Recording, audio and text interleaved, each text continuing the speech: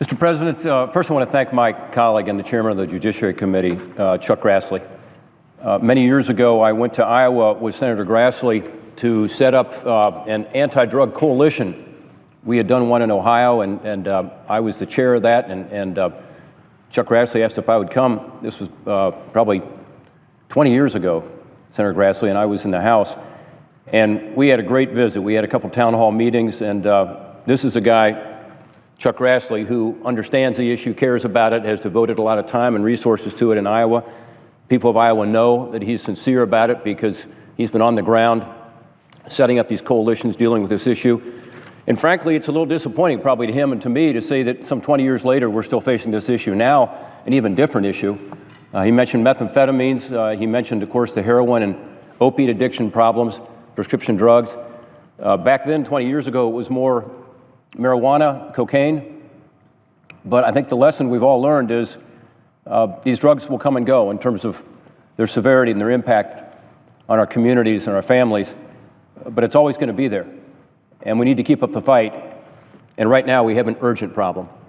And that urgent problem was outlined by Senator Grassley, but it is this growing use of opiates that leads to a horrible addiction that has a grip on so many of our constituents, so many of our loved ones. Over the weekend, I had a town hall meeting, and I asked, after we had talked about taxes and trade and energy and other issues, if people would just raise their hands if they had been affected by the heroin and prescription drug addiction problem. I said, anybody in your family or friends, if they've been affected, half the hands in the room went up. And unfortunately, that's the reality of the situation. In Ohio last year, we lost almost 2,400 people just to overdose deaths.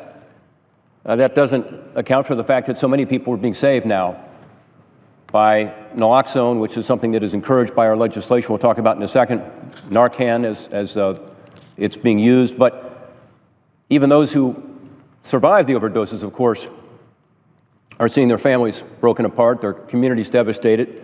I talked to a prosecutor over the weekend in one of our more rural counties, and he said, Rob, over 80% of our crime is directly related to this issue now, heroin and prescription drug. Often it's people committing crimes to pay for their habit.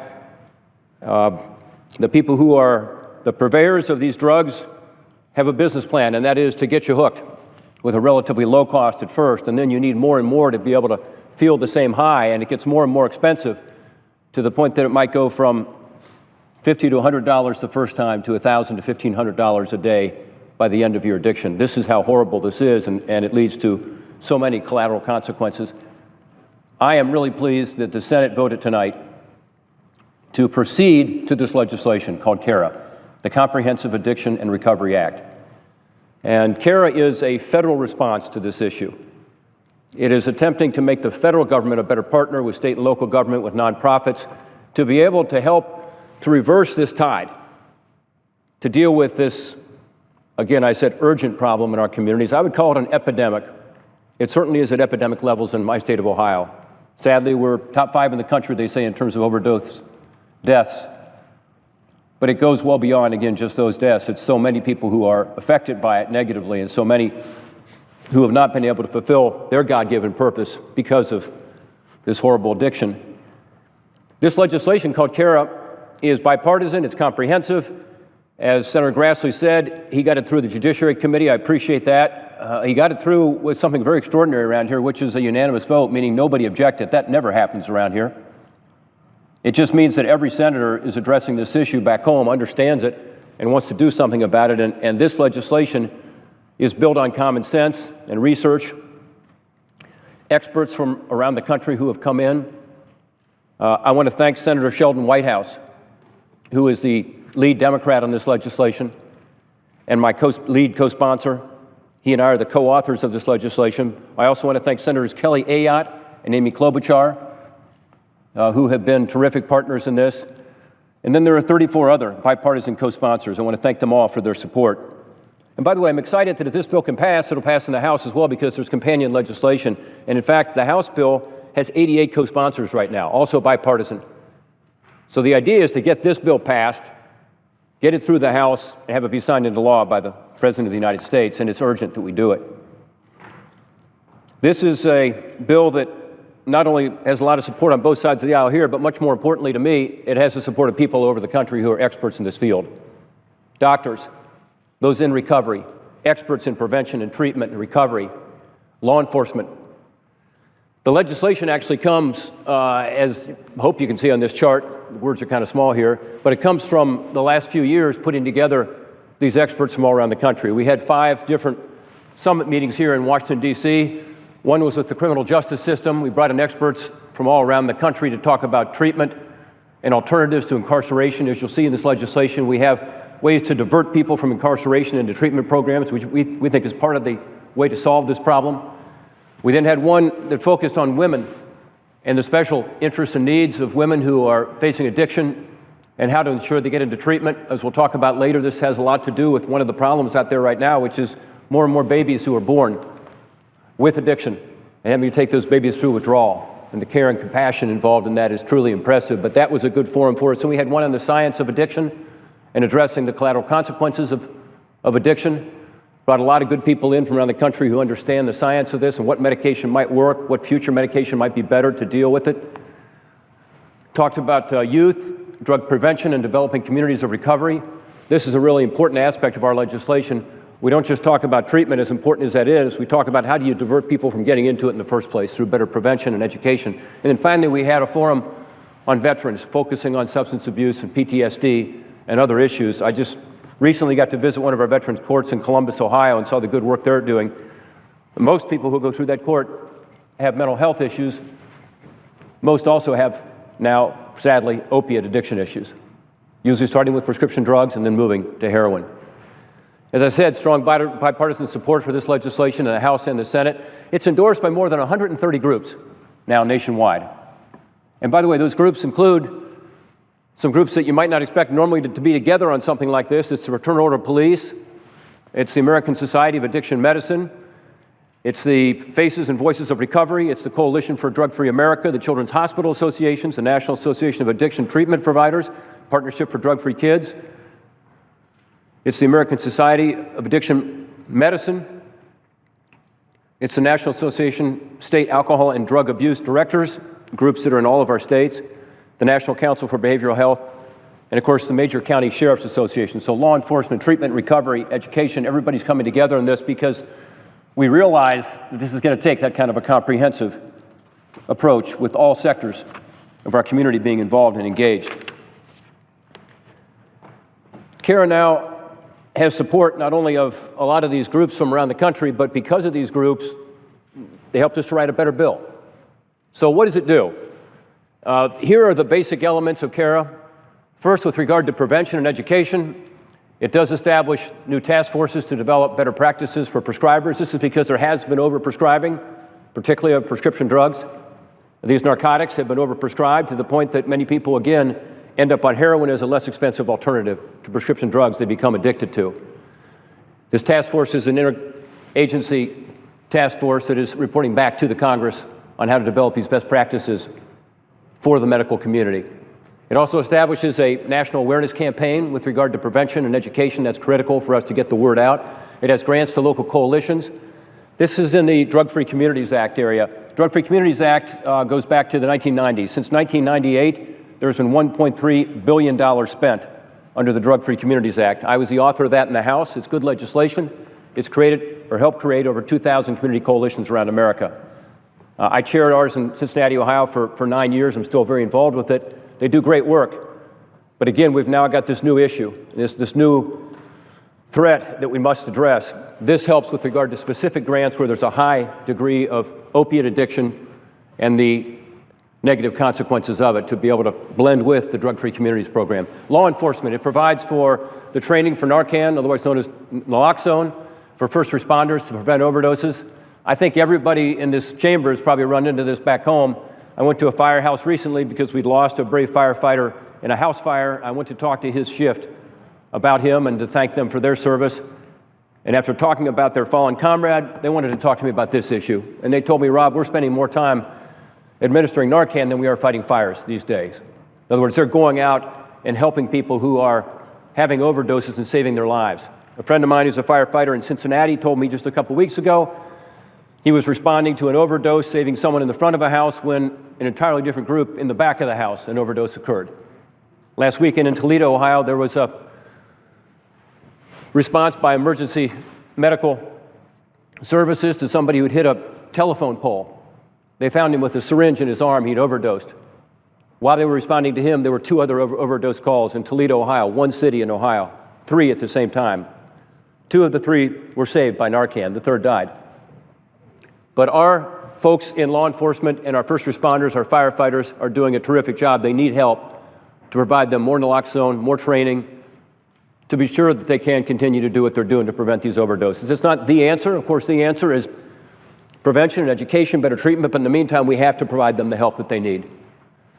The law enforcement side also expands these drug prescription take-back programs. They work really well, as Senator Grassley said, in some of our states. We need to do more to expand those, and that's usually done through our law enforcement community. It also authorizes task forces to combat heroin and methamphetamines. These are the law enforcement task forces which were talked about earlier, which will help to coordinate federal, state, local law enforcement to deal with this issue.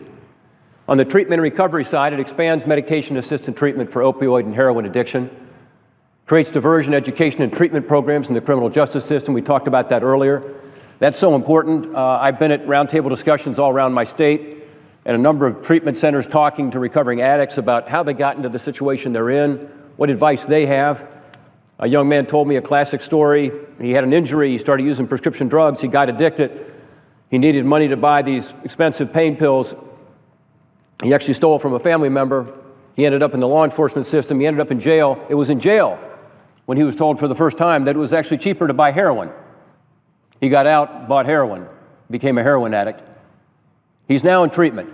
He hit rock bottom, as he says, and I think it was because he had an overdose.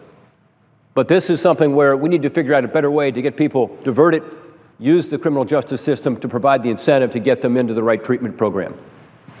It also supports recovery for youth and building communities of recovery, again, focusing on our youth to get them to make the right decision, but also ensuring that our youth who are addicted get the recovery that they need in their high schools, where sadly it's now necessary in many of our high schools, in our colleges and universities.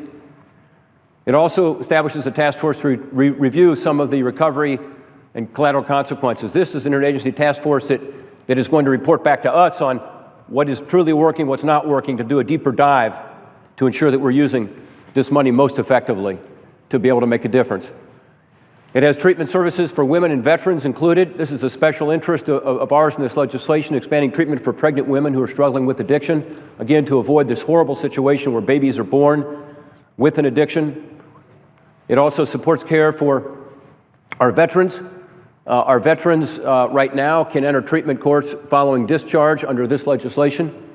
This is important. Our veterans have some special needs and special circumstances, often trauma, PTSD, and other things related to their addiction. And we find that these veterans courts are incredibly helpful to be able to have them surrounded by fellow veterans to be able to make more progress. So that's in here as well. And finally, it incentivizes the states to enact comprehensive initiatives themselves to address the opiate and heroin abuse problem. Prescription drug monitoring programs, for instance, really important. The federal government has a big role to play here because if you think about it, if you're in one state and you're monitoring someone's prescription drug medications, knowing where they're going and how much they're getting to be able to avoid overprescribing, but that person crosses state lines, it's very difficult. So our legislation expands on what can be done there to ensure that, for instance, my state of Ohio knows whether someone has gone to Kentucky or West Virginia or Pennsylvania or Indiana or Michigan to get prescription drugs. So it's a prescription drug monitoring program that will work better for every state. Prevention and education on heroin abuse. This is to incentivize states to do a better job on the prevention education side and, of course, to prevent overdoses and improve drug treatment. So these are all aspects of this legislation. It is comprehensive because the problem is complex and requires a comprehensive approach. These are just some statistics that we've already talked about some this evening, but are shocking. 28,647 Americans died in the last year for which we have data, which is 2014, from a drug overdose. 2015 numbers will be higher than that. That's roughly 120 Americans dying every day. 27,000 diagnosed cases of neonatal abstinence syndrome in 2013. That's the last numbers we have. It's even worse this year. This means babies who are born with addiction. A baby is born dependent on opiates every 19 minutes in America. So while I'm speaking today, there will be another baby born who is addicted. I've gone to hospitals in Cincinnati and Lima, Ohio, St. Rita's, and Rainbow Babies Hospital, incredible caregivers in Cleveland, Ohio. My wife, Jane, was at Nationwide Children's Hospital today, actually, on this very issue. These are babies so tiny you can almost hold them in the palm of your hand. And these caregivers have to take them through a process where they go through withdrawal. And we're not sure what the long-term consequences are because we don't have the data yet, because this is such a new issue. This has been a substantial increase over the last several years. In Ohio, same thing, as I said earlier, 750% increase in the number of babies diagnosed with neonatal abstinence syndrome since 2004. 750% increase in babies born addicted. So these are the issues that this legislation gets at. And again, it does so in a way that is not just bipartisan, which is important, and not just House and Senate, which is important. The House has its own companion bill, one that the president will be able to sign into law. But most importantly, it is because of the input of people from all over this country, the experts, people who are recovering themselves, those who are most affected by this, that this legislation makes sense, not just for my state, but for our country. You know, at the Judiciary Committee, we had a number of good witnesses. One was a woman named Tonda Ray. Tonda Ray is from Ohio. She had a daughter named Holly. On her 21st birthday, Holly, who had a bright future ahead of her, she was engaged to be married. She had been very involved in her high school, active in sports. She tried heroin for the first time. She became addicted. She went into recovery, and unfortunately, as in many cases, she had a relapse. At age 23, her young life was ended with an overdose. Her mom, Tonda Ray, has set up an organization called Holly's Song of Hope. And she testified before the Judiciary Committee about the importance of her work talking to other mothers and fathers, sons and daughters, about the devastating consequences of this heroin and prescription drug addiction. This legislation needs to be passed so that we can help Tonda. She testified on behalf of this legislation because she's looked at it, she knows it'll make a difference in her life and her community. This is an urgent problem, as I said earlier. It's also one that we have a lot of bipartisan consensus around. There will be opportunities during this debate to hear from a lot of different people and a lot of different ideas and amendments to the legislation. That's good. It's good to have a debate. But I hope my colleagues on both sides of the aisle will keep focused on the importance of getting this done. It's important to get it done both in terms of providing immediate help to our communities, also providing a structure to more effectively spend funds this year. And yes, we have funds to spend this year that have been appropriated consistent with CARA, but also next year and the year after and the year after. Some will support more resources, and that's fine. We need to have that debate. I myself think it's a priority, and we should be providing the resources to be able to deal with this issue. But I would also urge my colleagues to ensure that we get this over the finish line. It's too important. We can't play politics with it. This is one of those issues, again, like so few around here, where it got out of the committee without a single dissenting vote, where we've done the right thing on a bipartisan basis to bring in the experts, where we've got a good solution to an urgent problem that we all face. So I'm pleased with the vote tonight, and I urge my colleagues, let's have a good debate on the floor. Let's get this done for the sake of Tonda Ray and so many other mothers, fathers, and others out there who deserve to have a little help in the fight against opiate addiction. Thank you, Mr. President.